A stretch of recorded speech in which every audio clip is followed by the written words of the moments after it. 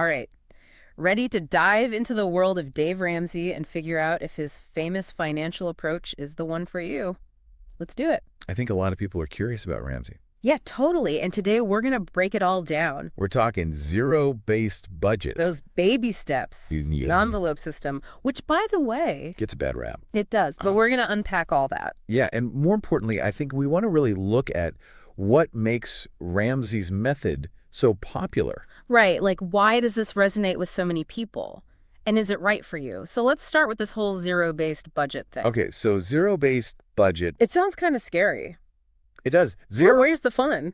Right. But it's actually not about deprivation at all. Okay, good. It's about awareness and being intentional with your money. So how do you actually put a zero-based budget together? Because I think a lot of people hear that term and they're like, wait, what does that even mean? Yeah, it's actually pretty straightforward. You start with your income, right? How much do you actually bring in each month? And then you subtract all of your expenses. And when you say all your expenses, you mean all of them? I mean all of them. Every last dollar. Rent or mortgage? Groceries, utilities, your phone bill, that gym membership you never use. That's fair. Everything. Yeah. Even those little subscription services that tend to sneak up on you. Oh, totally. Like, I just realized I was still paying for that meditation app I haven't used in 6 months. Exactly. Those little things can really add up. And the goal is to get to a point where your income minus your expenses equals zero. So you're giving every single dollar a job. Exactly. No more wondering where your paycheck went at the end of the month. Right. Because if you're wondering where it went, that means you weren't paying close enough attention. And that's where the trouble starts, right? Okay, so we've got our budget, everything's accounted for. Now, what about these famous baby steps? They seem almost too simple. Well, I think that's part of their appeal. Yeah. People want clear, actionable steps to follow. They don't want to feel overwhelmed with complicated financial jargon. So let's break down these baby steps. Okay. Step 1 is to build a starter emergency fund. How much are we talking? Ramsey recommends $1,000 to begin with. Just a little cushion to cover those unexpected expenses life throws your way. So like a flat tire or broken appliance, something like that. Exactly. Things that could derail your budget if you don't have a little something set aside. Then step 2 is where it gets really interesting. The debt snowball. I've heard about this. This is where you list all your debts, smallest to largest, regardless of interest rates. You got it.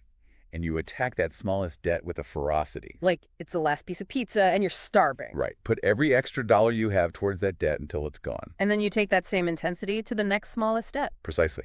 And the research actually shows that there's a psychological benefit to this approach. Those small wins early on create a sense of momentum and accomplishment, which fuels your motivation to keep going. So you're basically training your brain to crave progress. Exactly. It's like a positive feedback loop. You're building confidence and proving to yourself that you can do this. Okay, so say we've paid off our debt. We're feeling pretty good about ourselves. What's next in our baby steps journey? Well, now it's time to build up that emergency fund a little more. Ramsey recommends saving 3 to 6 months of living expenses. That's a little more substantial than our initial $1,000 cushion. It is.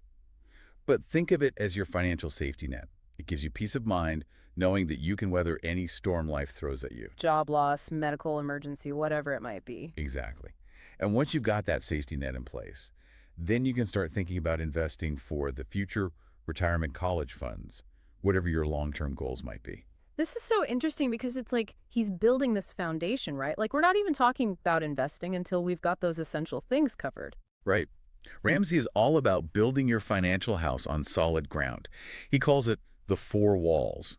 Taking care of your essential needs first. Food, utilities, housing, and transportation. Like you got to keep a roof over your head and food on the table before you start worrying about buying that fancy new gadget, right? Exactly. It's about prioritizing those things that truly matter most. Okay, now for the part that I think tends to make people a little bit skeptical, the envelope system. I know. It does sound a little bit old school in our digital age. Right, like who uses cash anymore? But hear me out, because there's actually something surprisingly effective about it. Okay, I'm listening. Imagine this. You've got your dining out envelope for the month, right? And you've allotted yourself, let's say, $200. Okay. So you're out with friends, and you're tempted to splurge on that extra appetizer or that fancy cocktail. Because you're having such a good time. Right. But then you pull out your envelope, and you see that you've only got $20 left for the rest of the month. Suddenly, those nachos don't look so appealing. Exactly. It makes those spending decisions very real and present. It's like a built-in accountability partner. It's like a cash-based budgeting app, but in real life. Okay, so we've covered zero-based budgeting, the baby steps, the envelope system. It all ties back to this idea of living within your means. Which I think is really the core of Ramsey's message. Totally.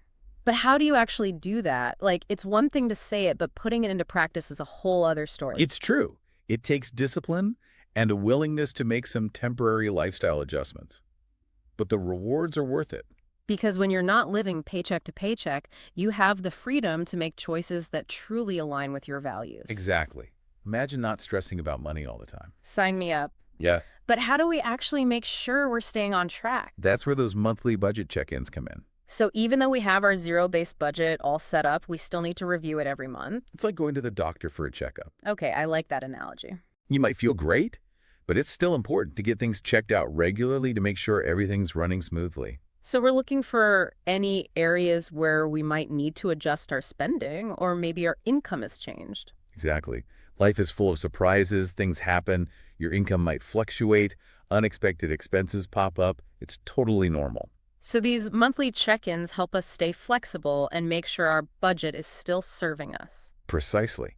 It keeps you in the driver's seat of your finances. So there you have it, the world of Dave Ramsey. It's structured, it's simple, and it clearly resonates with a ton of people. But the real question is, does it resonate with you? Because personal finance is, well, personal. What works for one person might not work for another. Exactly. So as you reflect on what we've discussed today, ask yourself, what are your financial goals and how can you use some of these tools, maybe all of them, maybe just one or two, to achieve those goals? I love that. It's not about following a set of rules blindly. It's about finding what works for you. Precisely. And remember, personal finance is a journey, not a destination. There will be bumps in the road, but with the right tools and mindset, you can achieve financial freedom. Absolutely. So whether you're all in on the Dave Ramsey method or you're just taking away a few key tips, we hope this deep dive has empowered you to take control of your finances and build the financial future you deserve. Because when you feel good about your money, you feel good about life. And who doesn't want that?